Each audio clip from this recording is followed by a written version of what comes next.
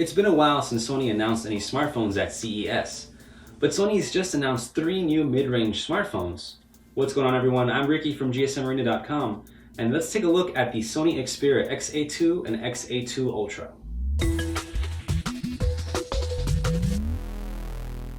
Although Sony announced 3 new phones, this video is going to focus on the Xperia XA2 and the XA2 Ultra. All 3 smartphones have very narrow side borders with top and bottom bezels. In typical Xperia X design language, the phones feature a metal frame and metallic backplate with a smooth matte finish. Sony has shaken up the design of its phones a little bit, starting with the new rear-mounted fingerprint scanner, which is now on both sizes of the XA2 models. The center placement of the camera sensor is also something new for Sony. This could mean we might see future Sony phones adopt this design feature. Speaking of the fingerprint scanner, you'll be glad to learn that this sensor will no longer be disabled in the United States. Otherwise, the small round power key makes a return. There's also a volume rocker and a dedicated camera shutter button, which is always a nice touch. Between the XA2 and the XA2 Ultra, there are a few major differences.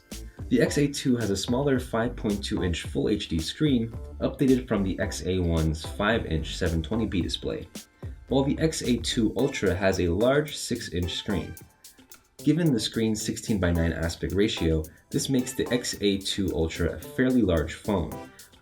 Both phones also have bigger batteries now, that's 3300 and 3580 mAh respectively. The larger Xperia XA2 Ultra features Sony's dual selfie setup with front-facing flash. Meanwhile, the smaller XA2 has just the wide 8-megapixel sensor. Both phones, however, do ship with Sony's 23-megapixel camera. Sony says its cameras have improved across the mid-range tier thanks to the new Qualcomm 630 chips used in both XA2s. Sony has only revealed that the new XA2 models will become available next month in February, but there's no word yet on pricing. What we do know, however, is that the Xperia XA2 and XA2 Ultra will be arriving to the United States. Sony appears to be taking a slightly new approach with its hardware, but will this new approach be enough to compete in a market like the United States? Thank you for watching, and check us out at gsmmarina.com for more CES coverage.